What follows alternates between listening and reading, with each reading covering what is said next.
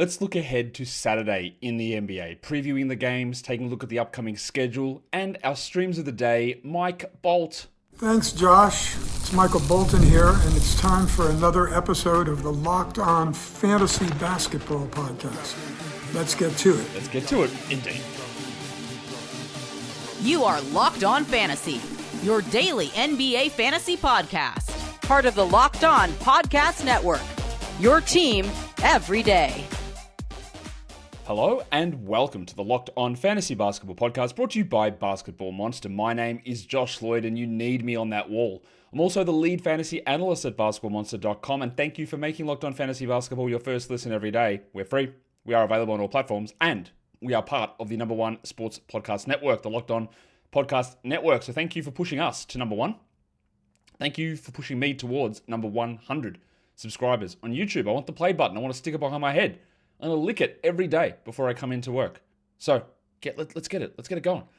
We're talking about, this show's going a little bit early, by the way, so some of the injury stuff will still be up in the air. I explained that yesterday. I got to go a little bit earlier today. I got to go take my son out to his baseball game early this morning. So that's what's happening. Saturday is the day that we're talking about here. There are 7 games on. Yeah, there are 7 games on Saturday, and it's a day where it's extraordinarily spread out. For whatever reason, I'm sure there's some random reason that I don't know, like, I don't know, a day to honor the best tree or something. I'm sure there's something weird that's going on. Let's take a look at how the schedule goes, and when I mean it's spread out, the first game is at 1 p.m. Eastern. I mean, of course it is. Clippers and Hornets is at 1 p.m. Eastern. And then we have a 5 p.m. Eastern game, which is the Knicks and the Magic. And again, like, of course we do. And then we go to the regular times. Hawks, Pelicans, Pistons, Bucks. Although the Pelicans game is at 6 p.m. Central Time. So what is going on? Pistons, Bucks, Wizards, Bulls, Grizzlies, Mavericks, and then we get the late one, which is the standard 7 p.m. Pacific Time start, and that is the Sacramento Useless Pricks and the Denver Nuggets, Kings, Sacramento Kings and the Denver Nuggets. I have a lot of disdain for the Kings, not for you Kings fans. I love Kings fans. They're super passionate, even though they can push to the crazy levels of Portland and Toronto fans. I just hate what their ownership, management, coaching does. I hate it. They make every decision you could possibly make that's incorrect, and they do it consistently, and I don't know why that is. The fans do not deserve that. Let's go through and look at these games in some extra detail. The first game, the early game, the lunchtime game, the matinee, as you may say, in the theater business. Clippers Hornets, Kawhi Leonard should be out. I'm guessing, I've no idea when this bloke's coming back. Brandon Miller, we saw he was assigned to the G League for practice and he was recalled and he's still not back. Like, maybe he returns? I don't know.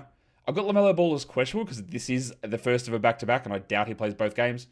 I haven't addressed that LaMelo Ball trade discussion article that came out. LaMelo came out and refuted that yesterday and today. And usually, like, just trying to make speculations through fantasy basketball and what if someone's traded and they go here, what would happen? It's useless. It's a waste of your brain space, of your cerebral RAM, so to speak. It just doesn't work. You've got too many different permutations and combinations of ways that things can go, to bad situations, good situations, to situations where other players are in the way, to situations where more guys come back. It's impossible to figure out, so don't worry about it. Don't even think about it. Especially then when you get conflicting he said, she said, or he said, he said in this case, more to the point. Trey Mann missed the last couple. He's questionable. And Liam McNeely, I expect, will be questionable on the Hornets side as well. The Knicks and the Magic. We know that the Jedi is going to be out. OG Anunoby, Paolo Banchero, we expect to be out. Now, the Magic did the thing. This is one of the things the Magic do. They are great at putting out an early injury report. They're one of the earliest teams to put injury reports out and starting lineups up. They're one of the worst injury reporting teams and giving any sort of update on returns. We saw it with Jonathan Isaac. We saw it with Markelle Fultz. We saw it with Wendell Carter. And we're seeing it right now with Paolo Banchero, where they originally said groin injury day to day, and then Jamal Mosley was asked about Paolo's groin. They said, yeah, we won't give any timelines on it. We'll just see how it goes each day. All right, that is what they'll continue to do, and they are always like that. They are up there, up with the Sixers in terms of bad injury reporting, up with the Grizzlies, up with the Hornets, up with the Bulls. They're the worst teams for injury reporting. Suggs I've got questionable just because it is a back-to-back, and Suggsy was great in the last game, but we're not sure yet whether he's playing in the back-to-backs. So we keep an eye on it. Hawks, Pelicans. Karla Matkovic is going to be sidelined. He's dealing with a calf strain, so that'll be a bit of time. Jordan Poole is still out, and Zion Williamson is playing on Friday, so he will unlikely to be there on Saturday. Now, I didn't put this down, which I should have. Kristaps Porzingis, it is a back-to-back, so we expect that he probably plays Saturday and sits on Sunday. So I think he's there on Saturday, but just be aware that it is a back-to-back for the Hawks and Porzingis. Pistons and Bucks. Jaden Ivey, the report was today that he's been recalled from the G League, but like we just talked about with Brandon Miller, that was 10 days ago for him. It doesn't mean that he's going to be available, so I don't think that Ivey plays here. He might play Monday. I don't know, but the return is coming.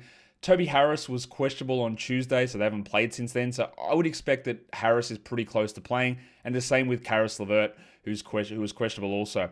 Now, obviously, the return of Harris and LeVert, and then eventually Ivey will have impacts on guys like Dennis Jenkins, who has been great, and what they do. We are watching, we are noticing what they do with Asar Thompson. If Asar Thompson comes off the bench again, and JB Bickerstaff claims it's a minutes restriction, I'll claim once again that he is lying. Simple as that. We will see where that goes. Wizards Bulls. Big list of names on the injury report here. Zach Collins is getting closer to returning, but he's out. Marvin Bagley, we don't expect him to play. Well, he's doubtful for Friday's game. Trey Jones, questionable for Friday. We'll see whether he's available. Alex Sarr with a toe injury, questionable. Same with Kobe White. Now, both these teams have got a Friday, Saturday back-to-back. So we don't really know the statuses of guys like Sarr and White and Jones, who I don't expect play in both games, but I don't know their Friday status yet. I've got Chris Middleton as doubtful because he is playing on Friday, so there's almost no shot that he's available and playing on Saturday. The next game we look at is the Grizzlies and the Mavericks. There will be no Ja Morant. There will be no Anthony Davis. We're well aware of that. Jaren Jackson missed the last game. I'm putting him questionable here. Derek Lively is available for Friday, so given his knee issue, I'll say he's doubtful for Saturday. D'Angelo Russell is questionable on Friday as well, so I'll put him questionable here for Saturday's game. And then the final game of the day, the late one, it is the Nuggets hosting the Sacramento Kings. Aaron Gordon, we've got as probable. Julian Strawther is out, but they also have a back-to-back here, the Nuggets, so we'll keep an eye on Gordon because he did sit a game the other day and it is against the Kings, so maybe they go a little bit more cautious on Gordo. So just keep an eye on that to see which direction they actually do go. We'll come back and we'll look at ways to maximize your games played using the NBA schedule. Today's episode, though, it is brought to you by Quo. Every business owner knows this too well that you can't afford missed calls. When a customer tries to reach you and they can't get through, that is money that is slipping away. Quo, Q-U-O, is the smarter way to run your business communications so you never miss an opportunity. Quo is the #1 business phone system built for 2025, not 1995. It is simple, it is modern, and it is designed to help you communicate faster, look more professional, and stay connected wherever you are working. It works directly from an app on your phone, the old Quo does, or on your desktop. No extra devices, no clunky landlines. And your whole team can share one number and one inbox so they can get onto any communications faster. And if you can't answer a call, Quo's AI agent jumps in, it qualifies leads, it routes calls, and it makes sure that no customer is ever left hanging. It makes small businesses feel big and big businesses feel efficient. No wonder over 90,000 businesses are already using Quo. So try Quo for free at quo.com/lockedonnba. That is quo.com/lockedonnba. And yes, you can even keep your existing number. Quo, no missed calls and no missed customers. Today's episode is also brought to you by DoorDash. The NBA season is heating up, and DoorDash has found the perfect way to keep fans in their bag all season long. You might be watching for highlights, you might be watching your favorite fantasy team, you might be watching just your favorite team, your favorite player, whatever it is, DoorDash makes every game night even better. DoorDash is the official on-demand delivery platform of the NBA, and they're celebrating with something called the bag drop. Every time an NBA player scores 50 points, like Tyrese Maxey yesterday, DoorDash drops 50% off your order with Dash Pass the next day, and you're automatically entered for a chance to win the ultimate fan bag. Player-inspired drip, gear that you're going to want, excellent exclusive stuff that you can get if you happen to win that on the day. So next time someone goes off a 50, again, like yesterday, so this is active today, this promo, use the promo code NBA50 the next day to get 50% off on DoorDash with Dash Pass, plus your shot at the bag drop. Dash Pass members only, 50% off up to $10 the day after a 50-point game with the promo code. Terms apply, no purchase necessary, ends April 13th, open to US residents 21 or older. Visit DoorDashinyourbag.com for full details. DoorDash in your bag all season long. All right, let's get in and try to figure out how we're going to manipulate the schedule for fantasy basketball upcoming over the next 2, 5, 7 days. Maybe not, maybe 6, 7 days. You never know. What are the back-to-backs? There's quite a lot of them. Very back-to-back heavy this portion of the week. So playing Friday and also Saturday. Chicago, so we're watching Kobe White. Dallas, we're watching Derek Lively. Denver, we're watching Aaron Gordon. The Pelicans, we're watching Zion Williamson. And the Wizards, we're watching Chris Middleton and Alex Sarr. And then the weekend back-to-back, we've got 4 teams. Atlanta, we're watching Kristaps Porzingis. Charlotte, LaMelo Ball. The Clippers, I think everyone should be okay there. And the Orlando Magic, Jalen Suggs. So there are injury management situations for most of those 9 teams. In terms of chunks, now I know you are all men and women of culture, so you do appreciate something that's on the chunky side, in the right areas. And that's what we're talking about when we're talking about chunks. It's 5 games, 5 days. Well, it's not 5 games, it's 5 days of NBA action. How can we maximize our games played? If you don't want to play the everyday streaming game, your league settings don't allow it, or it just makes more sense for you to do it this way, you want to see what you can do over 5 days. And all of these players are 70% plus available on Yahoo, and they play 3 games in the next 5 nights. Vince Williams Jr. is the starting point guard in Memphis, and Morant is not likely back in the next 5 days. Bob Portis started the last game in place of Giannis. Now, he didn't start the second half, although for some reason he did close overtime over Miles Turner, because let me let you, come closer. I'll tell you something, so you can get closer. Doc Rivers sucks. Yeah, so Bobby Portis closed over Miles Turner, so he's got some value there with Giannis out and with Glenn coaching. Royce O'Neal with Grayson Allen maybe in or out, we don't know, but still 3 games in 5 nights. It's okay if Allen returns in that time. O'Neal should still do enough. Herb Jones has been dropped in enough leagues, and as John Armstrong would agree, it's the right thing. Get that garbage out of here! When a player like Herb gets dropped, Unky Herb gets dropped down to the waiver wire, then you can use him when you've got schedule plus type spots. Herb Jones with 3 games in 5 nights, is he good in each individual game? Not really. Has he even had 1 good game this season? Also, not really. But still, 3 games of maybe 90 minutes of action from a player who might get you 4, 5 steals across that time, maybe gets you 30 points, that's where you use him. And then the same goes with his teammate Jeremiah Fears. Now, you'd be lucky to get 2 assists combined out of Jeremiah Fears with the way things are going at the moment. But he's playing 26 or 27 minutes, and you will notice that James Borrego's cut his playing time down, even though Jordan Poole is out. But still, while Fears is teetering, and we're going to make more of a hard call on him at Thanksgiving time as to whether he's a must-roster guy, at the moment, I am holding him. This is an opportunity with 3 games in 5 nights to actually utilize it and just bulk up some counting stats over that 5-day period, which is what I think we should be doing. If we want to extend the chunk out a little bit further and talk about the next 7 days, is there any team over the next 7 days that plays 5 games? Thankfully, for the quality of basketball, there is not. But there are 4 teams that play 2 games over this time frame. The Boston Celtics, so if you were deciding that Jordan Walsh was the guy that you wanted, with 2 games in 7 nights, you don't want it. That he is not good enough to hold through that. The Warriors, Moses Moody, Brandon Pajemski, John Kuminga. I doubt you're holding Quinton Post, but if you are, with 2 games in 7 nights, I don't believe these guys are good enough to hold. Now, again, your format is always going to be a part of this, because if you're in a league with weekly lineups, if you're in a deep bench, if you've got a roto league, if you've got games caps, stashing is a very different story. You don't need to be maximizing your roster spots every day, every week. You can just be holding onto guys and waiting to see if an injury happens to someone, then someone pops off. But if you don't have that, you've got to be very cautious about these fringe blokes with no games. The Rockets have 2 games in 7 nights. Now, I think Reed Shepherd and Jabari Smith push past this and they would be holds, but if you were deciding you were streaming Steven Adams, for example, well, you wouldn't hold on through a period like this. And the other one is the Timberwolves. And there's not, you would hold McDaniels and you hold Reed and you hold DiVincenzo, but there's no one else that's really worth talking about there, I don't think, on the Minnesota side of that action. Now we can talk streaming. Who are the streams of the day for Saturday? It's a really important question that I'm going to answer right now. And it's not, I don't know, there's 7 games on. It's not the most robust list of names. Because the guy that projects the best to me, and I don't like this, but it's Chris Dunn. And I expect that Dunn starts. He's been bad. I guess you could say the law of due would suggest that maybe he has a big one, but I shut him. Maybe he does. I don't know. Maybe he has also a productive game. That's up to him. I just, it's hard to put that trust into him. But again, when you're looking at other options, I'm not sure how confident you should feel about any of these other guys. 12-team stream, sticks, Jalen Smith. If Vooch struggles, Smith will play more and he'll look good. If Vooch has one of his hot shooting games, Smith might only play 14 minutes.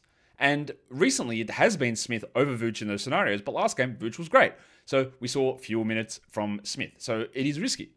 For 14-teamers, Bruce Brown. Now, if Aaron Gordon is out, I would elevate Brown up here. Brown, you'll notice his games without Christian Brown, not related, because they both spell and... No, not spell. They sound their names the same. They spell them differently. Of course they do. Brown has had 2 good ones, 1 bad one. So it's not bad, but even his good ones aren't high value. And then when you go deeper leagues, we look at Cole Anthony in Milwaukee, who, again, can have real stinkers, but his assist rate is very high this season, and there's always the chance that he gets minutes over Gary Trent or over Big Boom AJ Green. For Yahoo Points Leagues, Daniel Gafford is the one for me here. This is with me using the assumption that AD is out and Derek Lively is out.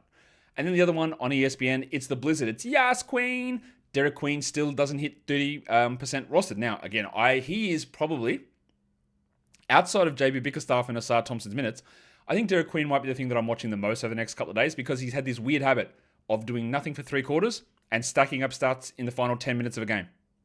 And in those games, sometimes they're down by 20 points. And is he a garbage time merchant? I don't know. I honestly, because last game, half of his numbers came in garbage time. But he still got them. And they're going to have a lot of garbage time. I just want to see how they continue to use Queen and how his production looks. Because there are a lot of people ready to anoint Queen as the future star, a top 40 player this season, as a guy that makes the insane trade actually a good trade, which again, please settle down and take a step back for some perspective. So I'm not saying that Queen is bad. I'm not saying that he's a garbage time merchant. I'm not saying any of those things. I'm just saying I need to see what happens. Because there has been a pattern of certain things, and I want to see more consistency in production through earlier parts of games. That's where I'm at with Queen. But again, absolute must roster player. No question about that at this point. We'll come back and look at more streams. Today's episode, though, it is brought to you by PrizePicks. We make decisions every day. What t-shirt do you wear? What pair of shoes do you wear? Which side of your mouth do you start brushing your teeth? But if you make the right call on those, and it's always the left, if you make the right call on those, you don't get paid. But on PrizePicks, being right can get you paid. You can get in and use all of your NBA knowledge on PrizePicks, and there's no better time to jump in on the action. If you haven't tried it yet, PrizePicks is the simplest way to play. You pick more or less on at least 2 player stats, and if you get them right, you win. It takes less than 60 seconds to put together a lineup, and you can play anywhere that PrizePicks operates. California, Texas, and in Georgia as well. Plus, their stacks feature is a great new game changer. Instead of having to choose one individual stat per player, you can use multiple things. Points, rebounds, assists. You can use all of them, choosing the more or less feature on each one, and put them together in a single lineup. Download the PrizePicks app today and use the code LOCKEDONNBA to get $50 in lineups after you play your first $5 lineup. The code is LOCKEDONNBA for $50 in lineups after your first $5 lineup. PrizePicks, it is good to be right. We are talking streaming here on the Locked On Fantasy Basketball podcast. Let's go through a list of some other guys that we can look at on Saturday. Or, a lot of the same names there as well, but just a more expanded list of names. For 10-team leagues, again, Chris Dunn does look like he's got an opportunity, but it is always risky. Jalen Smith, Bruce Brown, Cole Anthony, and then Mitch Robinson, who is realistically at this point a one-category guy. He rebounds. Maybe you get field goals, but it's very low volume, and maybe you get 2 blocks. But 20 minutes of Mitch might get you double-digit rebounds. For 12-teamers, look at that first list, because a lot of those guys are available as well. And then you can go to these 5 guys. Jose Alvarado, Justin Champagny, that is the Wizards Champagny, who should, I believe, start with Middleton sitting. Doesn't mean he plays big minutes, but he might get 20 of them. Nicholas Batum for the LA Clippers. Gary Trent. Is that Deep League? The wrong one. I meant to do 12-teamers. My bad. Is this the right list? Sorry. We'll go back to those names. Cam Spencer. Bogdan Bogdanovic, the Colonel, Kobe Sanders, Drew Eubanks, starting center for Sacramento maybe, and Vit Krejci, who played 30 minutes last game, didn't do very much, but there's stream value on that. Now, I have spoiled the Deeper League streams already, but we'll go back to them, and I'll go through those names. We talked Alvarado and Champagny, Batum, Gary Trent, and the last one's one that I want to talk about just a little bit extra. It's Maxime Reynaud, who looks to me to be the best option at center for the Kings, whether Doug Christie has the haters or fakers. ready to go by starting Reno. I doubt that. He absolutely should. But Eubanks and Achua are 100% not it. And Reno at least has a shot at being something in the future. So hopefully he leans into a Reno and a Clifford a little bit more. But there's DeRozan, there's Levine, there's Monk, there's Schroeder, there's Westbrook, there's all of that nonsense. I fully expect Keegan Murray to start, by the way, for the Kings. And I very much am watching Reno. So he's on the stream list. But don't be afraid in deep formats to add him and see where it goes. And don't be afraid to pull the trigger in standard formats if you see that Reno ends up starting. I don't think we see Sabonis until 2026, to be honest. Yahoo points streaming. Dan Gafford, Brandon Williams, Bob Portis, Vince Williams. All of these guys are 70% plus available. And then there's Cole Anthony, who's available in 90% plus of leagues, who are good streamers in Yahoo points for Saturday. And lastly, it's ESPN Points League streaming. Derek Queen, Wendell Carter, Brandon Williams, Peyton Watson, and Vince Williams Jr. And guys, that is a quick look ahead to Saturday's action. You know what to do in the interim. You double bang, you subscribe, you thumb it up, and you help get us to 100K. Guys, we are done here. Thank you so much for listening, everyone. See ya.